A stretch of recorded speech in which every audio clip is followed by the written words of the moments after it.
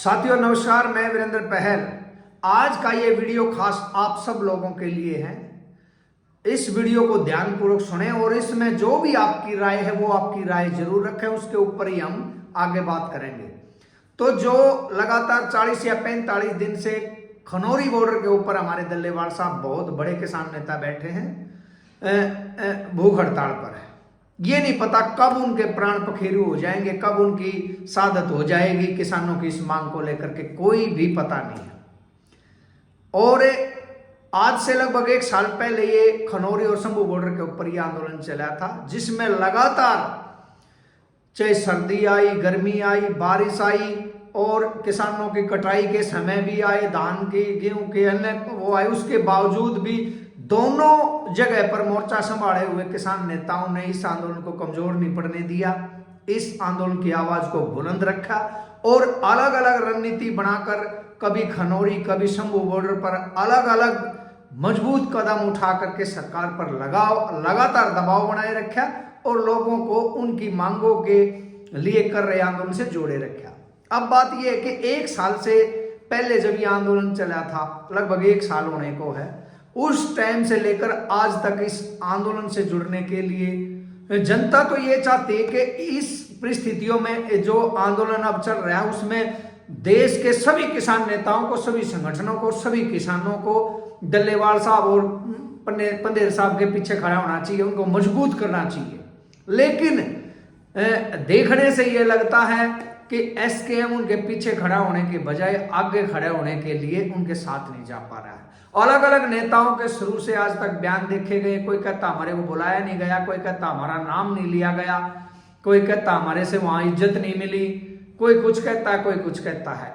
और आज लगातार एसकेएम और अन्य संगठन के नेता भी आप अपने पंचायतें करके, मीटिंग करके, सभाएं करके कहीं ना कहीं अपने वजूद को बचाने के लिए, किसानों में अपनी, मजदूरों में अपनी पकड़ को बरकरार रखने के लिए, अपनी लोकप्रियता के लिए अलग अलग हथकंडे अपना रहे हैं, अलग अलग तरीका अपना रहे हैं और सब कहीं ना कहीं ये दर्शाने का प्रयास कर रहे हैं कि वो किसानों की एमएसपी और अन्य मांगों को लेकर लड़ाई लड़ रहे हैं। लेकिन सोचने वाली पहली तो बात ये साथियों कि जो एसकेएम है और अन्य किसान संगठन है जो कह रहे हैं कि हमारे को इसमें शामिल नहीं किया गया, तो 1 साल, लगभग 1 साल से ये आंदोलन होने को है, चल रहा है। उससे पहले वो खुद लोग क्यों नहीं आंदोलन कर रहे थे?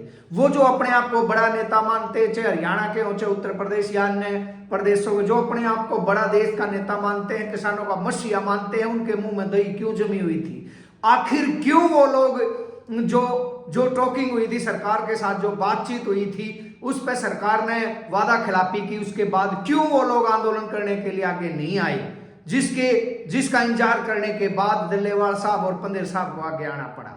और वो लोग जो इतने बड़े नेता हैं, वो जैसे वो लखीमपुर खीरी जैसे हत्याकांड के ऊपर आप आखिर पंचायत क्यों नहीं कर पा रहे हैं? उनको जो बेरहमी से कुचल करके हमारे किसान मार दिए, उनके न्याय के लिए वहां पर कोई धरना प्रदर्शन या पंचायत क्यों नहीं कर पाए हैं? क्यों आखिर वो अपने ही एरिया में इस तरह की बात नहीं कर पा रहे हैं? और एसकेएम अपने आप को इतना प्रभावशाली, ताकतवर मानता है, तो क्यों उन परिवार, जिनके परिवार इन किसान नेताओं को की आवाज को आगे बढ़ाने के लिए लखीमपुर खीरी में प्रदर्शन कर रहे थे, उनको कुचलकर मार दिया गया और उनके परिवारों को न्याय दिलाने के बजाय ऐसे ही उनके हाल पर छोड़ दिया गया? ऐसी बहुत सारी शिकायतें हैं। लेकिन जो मेन बात है साथियों, मैं आपसे करना चाहता हूं कि किसान नेता अपने वजूद के लिए, अपनी इज्जत के लिए, अपनी पहचान के लिए, अपनी नाक की सवाल के लिए इसमें शामिल नहीं हो रहे। क्या आप भी उन किसान नेताओं के साथ हो? आप क्यों नहीं शामिल हो रहे? बहुत सारे साथी सोशल मीडिया पर इस किसान आंदोलन का समर्थन, सहयोग कर रहे हैं, लगभग जन आंदोलन बन चुका है। उसके बावजूद क्या आप भी इंतजार कर रहे हो कि ये किसान नेता आएंगे? तो जिनको आप गलत भी ठहरा रहे हो और उनका इंतजार भी कर रहे हो इसमें आने का, उनमें ऐसा क्या ताकत है कि वो उनके आए बिना ये आंदोलन नहीं उठ पाएगा और आप लड़ाई नहीं लड़ पाओगे? हर किसान जो इसका समर्थन करता है उसको ये अच्छी तरह समझना होगा। और वहां करनाल में हमने देखा भी था कि नेताओं ने फैसला कर दिया था गिरफ्तारी देने का। करनाल में जब महापंचायत हुई थी और उसके बाद जनता ने नेताओं को विवश किया, मजबूर किया कि नहीं, बसों से उतारा कि गिरफ्तारी नहीं देंगे, हम सेक्रेटरीट में चलेंगे, धरना प्रदर्शन करेंगे। जनता पहले वहां जाकर के मोर्चा संभाल ली थी, मजबूरी में किसानों ने, नेताओं ने अपनी इज्जत बचाने के लिए पीछे पीछे भाग करके वहां जाना पड़ा था। ऐसे ही जनता में अब भी वही ताकत है, लेकिन आप लोग जब तक अपने दिमाग में, अपनी बुद्धि में ये रखोगे और दूसरों को भी बताओगे कि वो नेता नहीं मिल रहा, वो संगठन नहीं मिल रहा, और उन पर दबाव बनाने की बातें करते रहोगे और एक होने की, उनको बुलाने की बातें करते रहोगे, तब तक कहीं ना कहीं आपको भी लगता है कि जनता से लड़ाई नहीं जीती जाएगी, किसानों से लड़ाई नहीं जीती जाएगी, नेता ही आकर के कोई चमत्कार करेंगे। क्यों ना हम सब एक छोटी छोटी, आप अपनी, चाहे कोई संगठन है ना है, अपने एरिया की कमेटियां बनाएं, गांव दर गांव जाकर के उनको जागरूक करें, उनकी वीडियो और फोटो वायरल करें और अपने साथियों को भी बोलें वो भी अपने एरिया में ऐसे ही करें, और इस तरह से इसको सक्रिय करें, प्रचार करें, मीडिया पर इसको, आंदोलन को आगे बढ़ाएं, और उसके बाद सभी एक दिन जाकर के फिर वहां उसमें मोर्चे पर पहुंचे।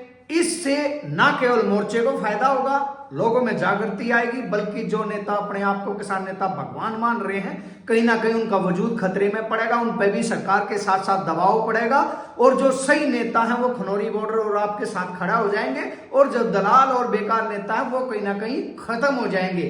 तो इसलिए आप भी तो अपनी जिम्मेदारी समझिए, आप ही संगठनों को, वजूद को खड़ा करते हो, आप ही किसान नेताओं को ताकत दे करके उनको मजबूत करते हो, तो सारी ताकत जनता में है, किसानों में है, मजदूरों में है, नेताओं के पास कुछ नहीं बचा। ये अच्छे से आपने समझ लेना चाहिए, और खनौरी बॉर्डर को लगातार सक्रिय आपने रखना चाहिए। आपने जमीनी लेवल पर जहां जो भी प्रचार कर सकते हो, कमेटी बना करके 10, 5, 2, 4 लोगों का बना करके, और वहां चर्चा के उस वीडियो को, उस फोटो को लगातार वायरल करें, और ऐसे ही आसपास इसको चर्चा बनाए रखें, और खनौरी और शंभू बॉर्डर से लोगों को जागरूक करके जोड़ने का प्रयास करें। तब हम निश्चित तौर पर इस आंदोलन को जीतने का काम करेंगे साथी।